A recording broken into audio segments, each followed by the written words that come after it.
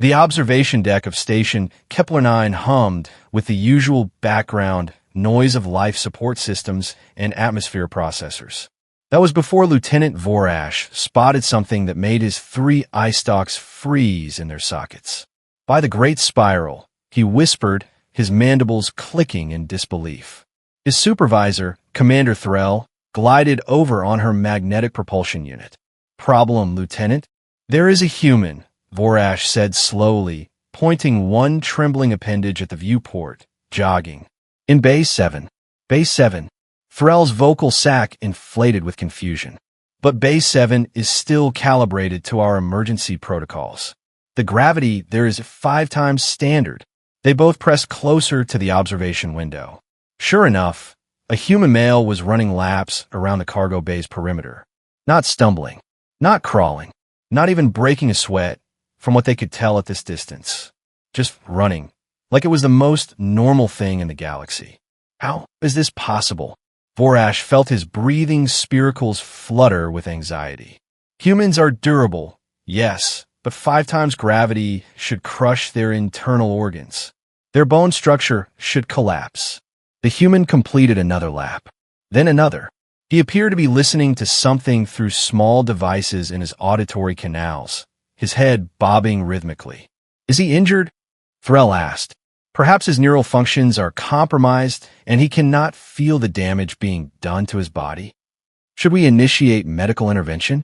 Before Threll could respond, the humans stopped running. Both aliens tensed.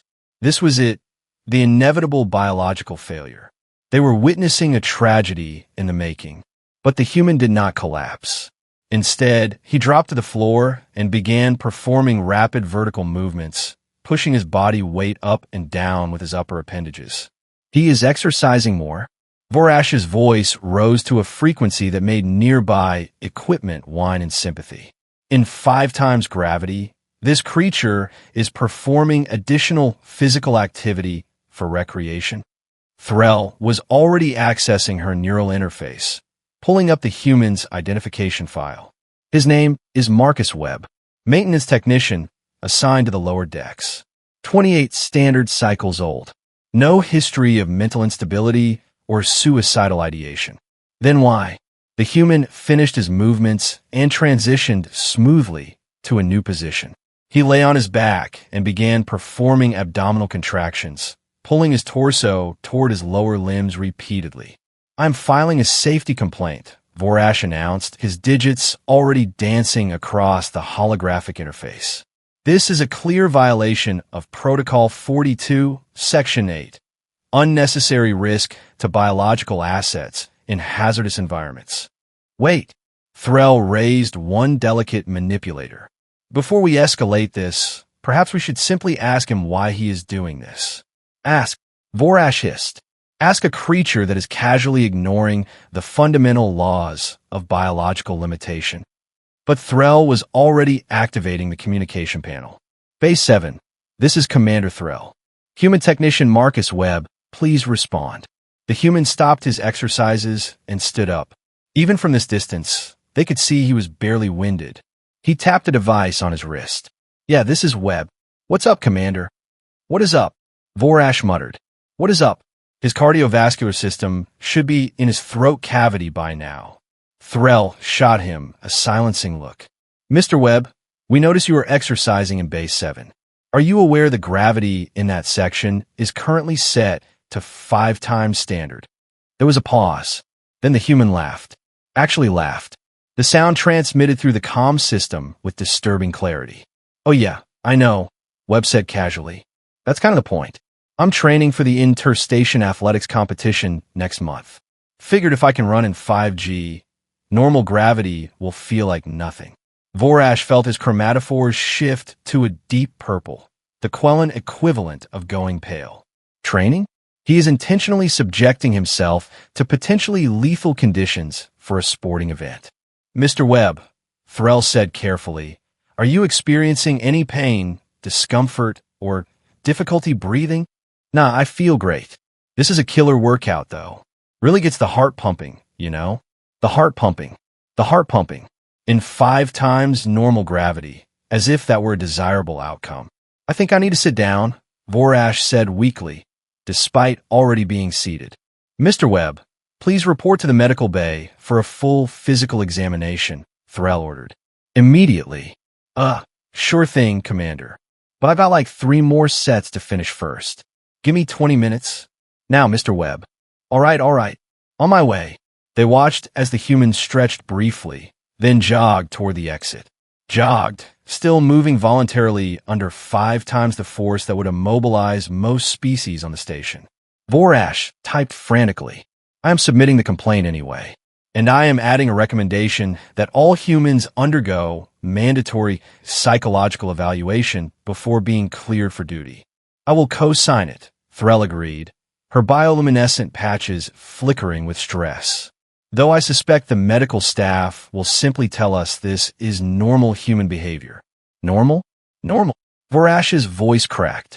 There is nothing normal about a species that trains for recreation by nearly killing themselves.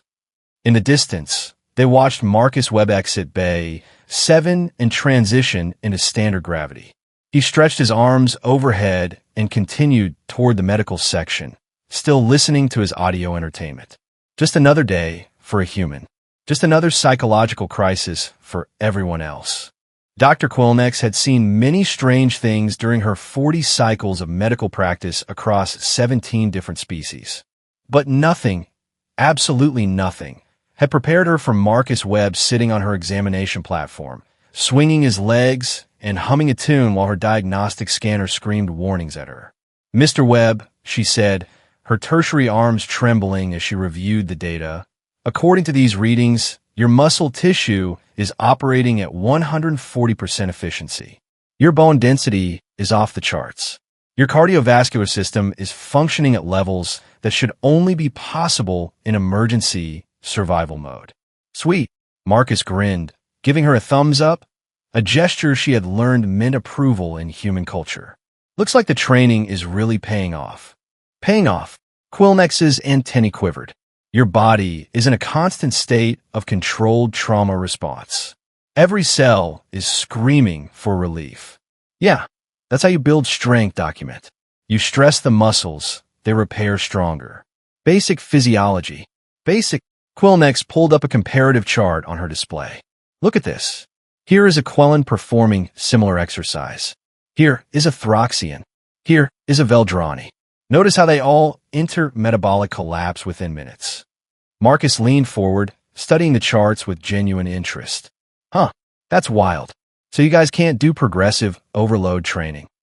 Progressive what? You know, gradually increasing resistance to build capacity over time. Quilnex felt a headache forming in her primary neural cluster. Mr. Webb, most species in this galaxy increase capacity through genetic optimization, cybernetic enhancement, or pharmaceutical supplementation, not by repeatedly damaging themselves until their bodies adapt out of desperation. But where's the fun in that? The examination room door slid open as Lieutenant Vorrash rushed in, followed by Commander Threll. Both looked like they had witnessed something deeply unsettling. Doctor, we need to expand the safety complaint, Vorrash announced. We accessed the station's environmental logs.